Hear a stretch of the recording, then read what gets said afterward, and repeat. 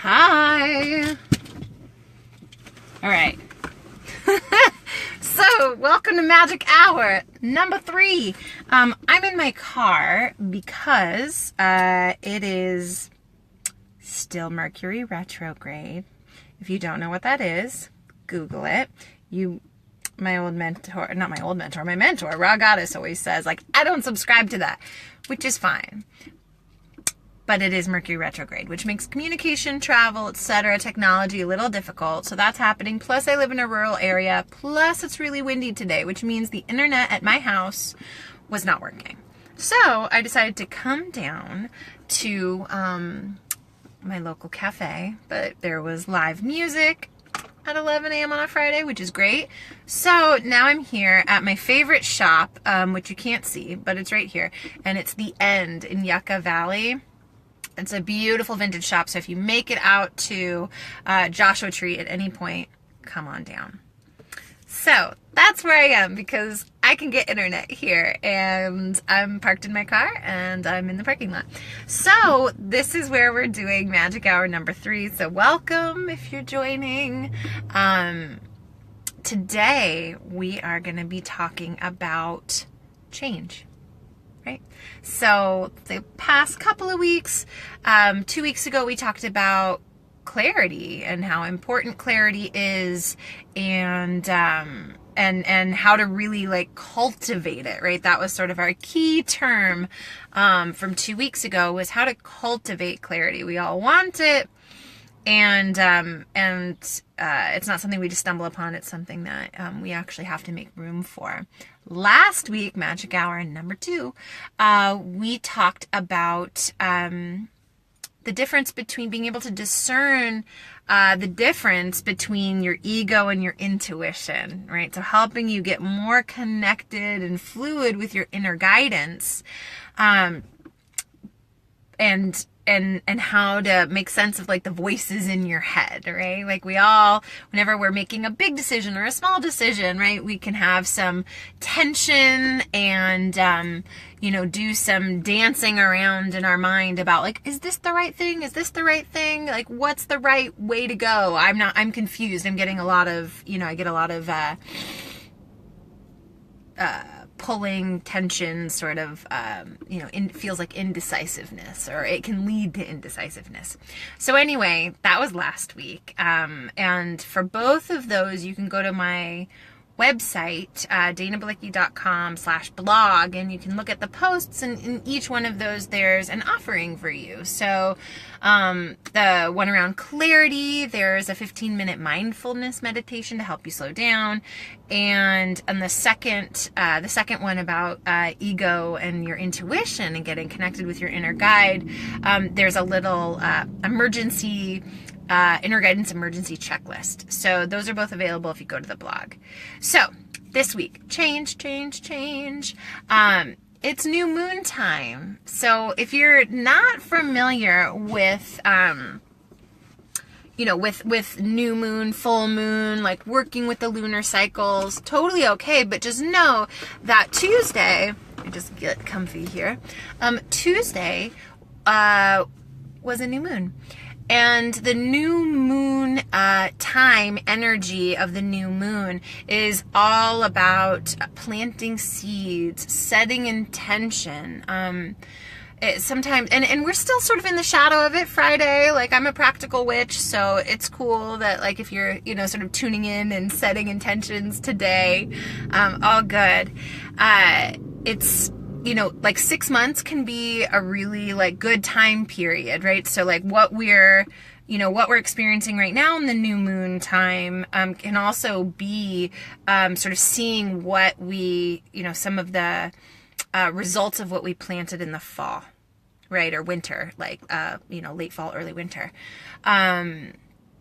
So that's the new moon time. That's the week that we're in right now. Plus we're in little Mercury retrograde. So that's a little bit of like a, broad brush stroke astrological context. And so that's what makes this conversation about change so powerful, I think. Though conversations about change are always powerful. So we all want it, right? We're calling it in. we're, as I talked about over the past couple weeks, we've been trying to make sense of like where we are in the world and what's going on around us. And, there are those of us who are working for change on like a big, like global level in our communities, or even just on a personal level. So, so it's ripe. Not just because of, not because of the lunar cycle, but because of where we are in our collective journeys. So how we can, like what I find interesting, or what was really like sort of resonating for me this week, thinking about change was this idea of resisting change, which, that may or may not feel real to you, right? You might be like, no, I'm calling in change and I'm fine. But just notice that, like, if there are any things that you're calling in, you're like, ooh, I want to change in my relationship with my friends or my partner, or I want a change in the work that I'm doing, or so whether it's relationship based or even geography, right? I want to move, like, right? Like, it's beautiful weather right now. Everyone's in New York now it's starting to get nice in New York, but it's like there's been like an exodus to California and LA, right? I did it 2 years ago. So, whether it's a big change in career, geography, just like your life in general, or even if it's some small changes that you want to call in, we always want to be aware if we're actually resisting the change. And so a couple of good ways to know if we're actively resisting change, just got my little notes here so I don't prattle on too long. Even though it's magic hour, we don't need to take up the full hour. And at any time, if there are questions, please just like type it up and I'll do my best to answer. So a couple of things like to figure out if you're struggling with change, right? So if you're self-sabotaging, right? If you notice like, oh, right, I set up a really great program for myself and then I found myself, sort of falling off, or maybe I went out one night and I drank too much. The next day I didn't feel like eating healthy, or I didn't feel like, showing up to this like meeting that I'd set up with like my full intention and energy, whatever it is, right? Self-sabotage is a great way to notice if you are maybe struggling with change. And just to back up a teeny bit here is we struggle with change because,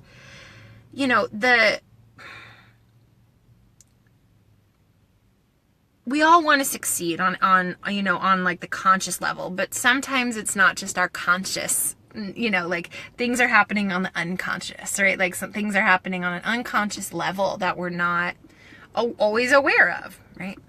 Hence the unconscious. We talked last week a lot about the ego, right? The ego lives in the unconscious. So, even though we might be saying that we want change, like there's some things operating on the unconscious level, right? So that's sort of what I'm talking about here.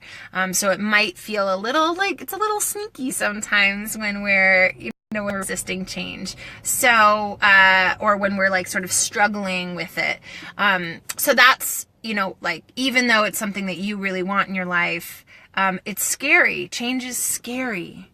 Right? Like any change can feel scary because if it's going against what you know, if it's going against the familiar, it's gonna like bring stuff up, right? Because all we really want, like since we're little kids, right, is like safety and security, right? It's like we want to feel protected. We want to feel safe and secure. And so like all of our like inner archetypes, and whether you're familiar with working with archetypes or not, but it's like, parts of our psyche, are created in order to protect us, right? Keep us safe, feeling safe. And so whenever change is, brought into the mix, whether it's big or small, like there are going to be parts of us that like, oh, no way, can't do that. That's too scary, right? That's going to rock the boat.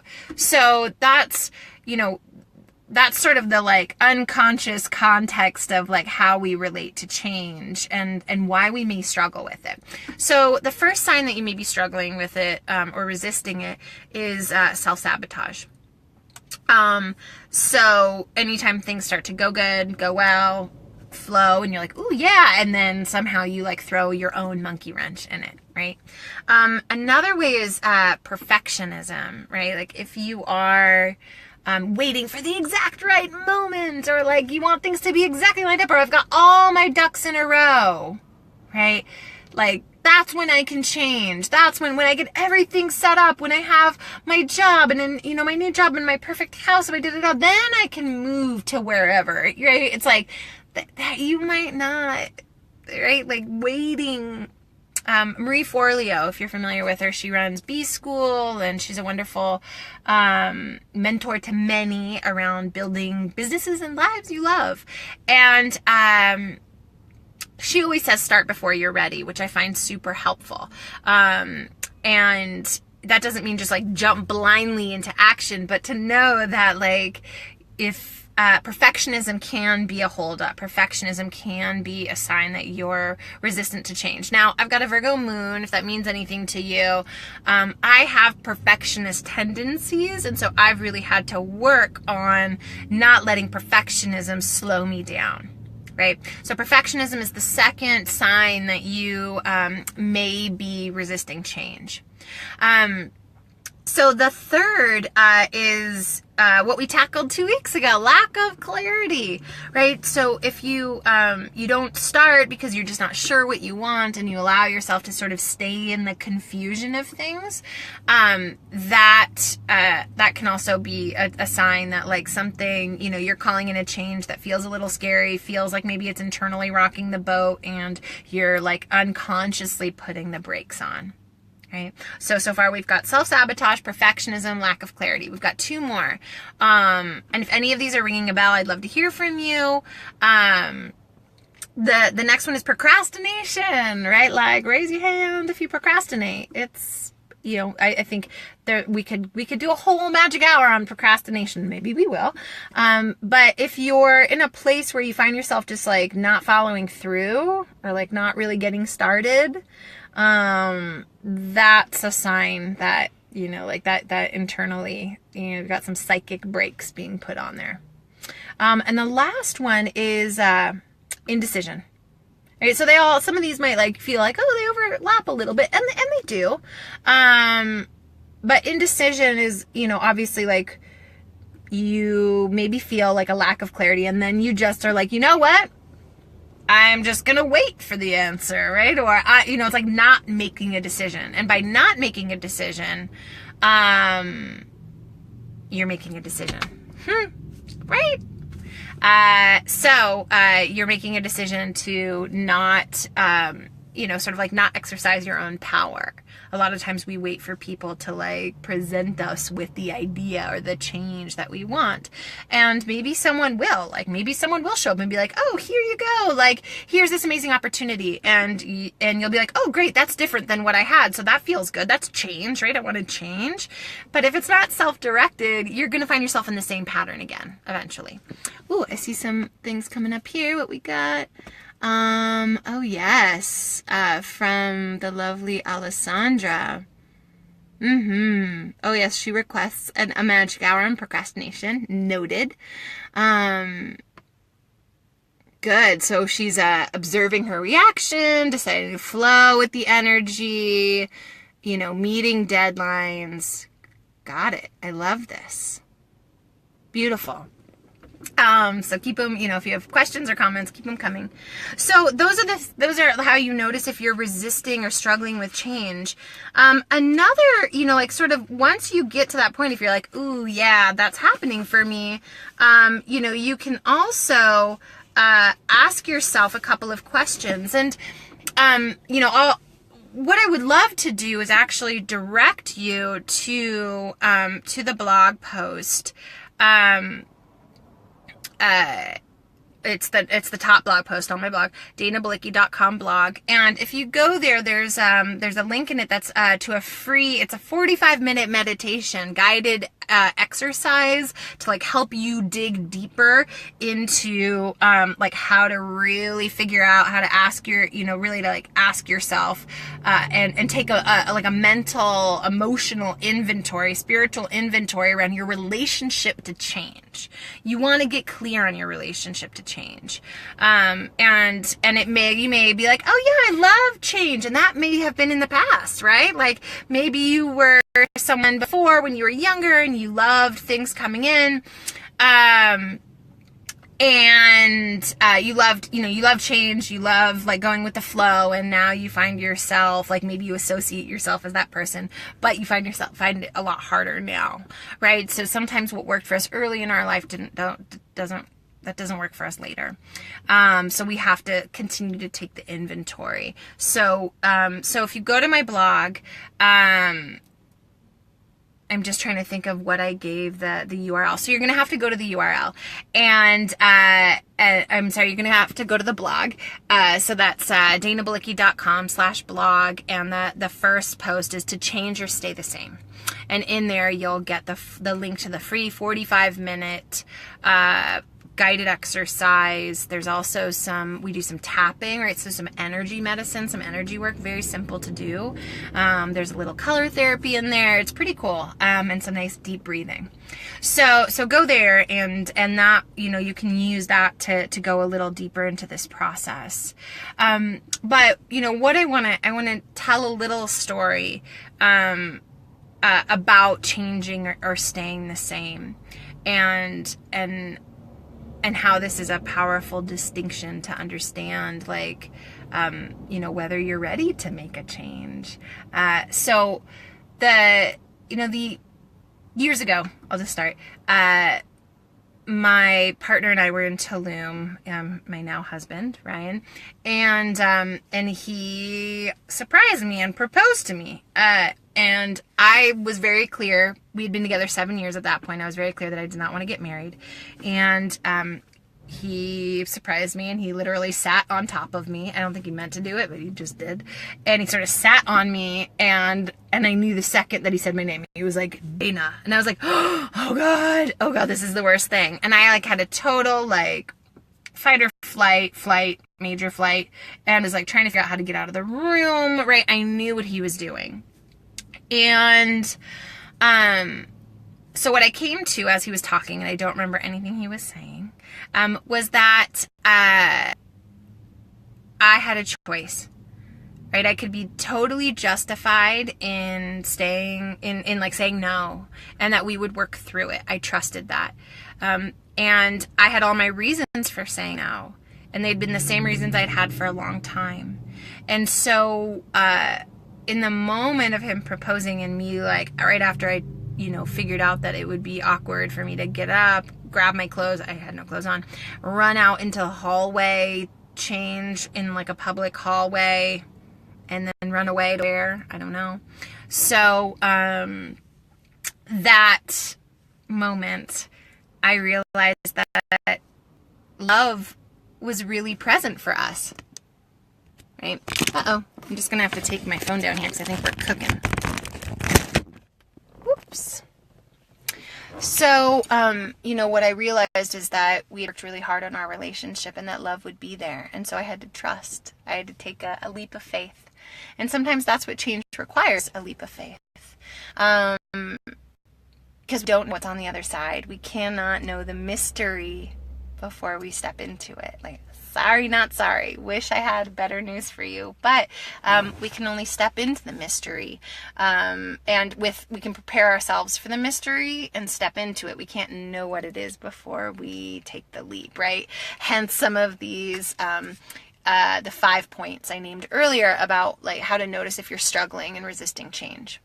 So what I realized was that I was a really, really key question, and I really feel like this is the most important question. So if you get anything out of this magic hour today, besides the inside, little tour of the inside of my car,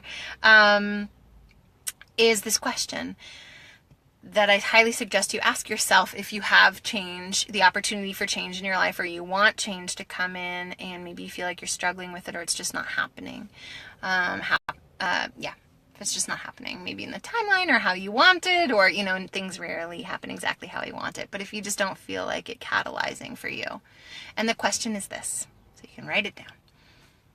Am I more afraid of changing or staying the same? Right? Am I more afraid of changing or staying the same? And in the moment that my partner was proposing to me, I realized, and I think, I reflected more on it later, so I don't think it was super, super clear in the moment, but I had this feeling of like, oh, I could stay the same. I could say no, we would get through it, right? This was my justification, which, side note, justification, if you are ever justifying something, you need to take a long pause and look at that one, because justification is just your ego trying to tell you logically, rationalize why it's okay to do something that doesn't actually feel very good, right? So I could justify staying the same, or I could change. And I didn't know what change meant. I just know that there would be love in the change. I knew that mystery would be there, and I had made a pledge to myself that year that I would be more courageous and invite in the unknown. And so that was what I realized was aligned with the truth of who I really was and who I wanted to become. And I also thought about who I would become if I stayed the same, if I continued to choose to stay the same, and what that would bring me in my life. And that didn't seem nearly as exciting or thrilling or mysterious or even as loving as choosing mystery, as choosing change. And that doesn't mean that I don't want to feel safe, and it doesn't mean that I felt 100% safe in the moment, because it felt like a big change. But in that particular instance for me, I felt safe because I knew I had worked really hard on my relationship with my partner, and we had created something together that I could rely on in the change, right? That I could, in the mystery, like I knew that love would be there. And so I chose love. Not, maybe every decision that you have to make doesn't necessarily feel like, maybe every decision that you're making doesn't necessarily feel like there's love as an option, but I want you to look and see what's the most loving option, right? So you've got change, you're trying to call it in, and I want you to just get in touch with, we always have a choice between whether we choose fear or choose love. And so I want you to notice if there is a loving path, right? So maybe it's even just being kinder to yourself, right? That things aren't happening exactly as you wanted or exactly as you expected, or that there are some things that feel uncertain. I want you to see if you can be loving with yourself in the midst of the change, because it's when we're hard on ourselves, it's when we get trapped in our ego, that we can sort of spiral down, and we definitely will not be attracting positive change if we're in that space. So are there any questions? Oh, thanks. I just got a note that the guided exercise is a great tool, a powerful tool. Great. So again, you can go to danabalicki.com/blog. The top post to change or not to change, or whenever you're reading this, you'll scroll down through the blogs to find the one around change, to change or to stay the same is the title. And then you can find the exercise in that post, the free exercise. I'm sorry that I can't remember the exact URL in the moment, but that'll get you there. So I think, the last thing that I want to say is just that understanding your resistance to change is vital. Super, super important. Regardless of what it is that you're trying to do, trying to shift, trying to change, you must notice the resistance, because it will make your ability to call in the change and work with whatever's coming at you in the process of change much easier. It's when we have the unconscious resistances that that we struggle, right? And we feel like everything's a struggle, and I can't make this happen, and I couldn't make that happen, then I couldn't make that happen. And then we start the story, spinning the story of why change can't happen, or why things aren't easy, or why we can't have, why we don't deserve nice things. Whatever the internal stories are, we all have lots of them. So whatever yours are, you're not alone. And so there are, being able to just understand the resistance and get clear, right? Again, back to magic hour number 1, clarity. The clearer that we can be in our relationship to ourselves, the better, the better, more empowered decisions we'll be able to make. And ultimately, every magic hour is about helping you become more empowered, right? This is about you being able to like design, to have a vision for your life and design your life around it. That's what being empowered is. And to design your life around it consistently, right? Daily, weekly, monthly, all the time. That's what I want for you, right? That's what's possible for you. This conversation about change is just like one aspect along the road. So go to the website, danabalicki.com/blog. Look for the post around to change or stay the same. Download the free 45-minute. I just went there. So go there with me. The free 45-minute guided exercise where I really help you like dig in layer by layer, how to, move through the change once you see the resistances, right? To really understand why you're resistant, what to do with that information, because you can move it, right? We don't just want insight. We want insight into action. And then there's also some other lovely breathing and energy medicine techniques. It's the new moon, so if you're watching this, today, Friday or Saturday, where, it's like we'll all be practical, we'll all work practical magic together, and don't worry about it not being exactly the new moon or exactly the right time. Just notice if the perfectionism comes up, and just dig in with yourself, right? Get clear, and be honest and loving with yourself. Okay, my dears, that's it for Magic Hour number 3. Thank you so much for joining.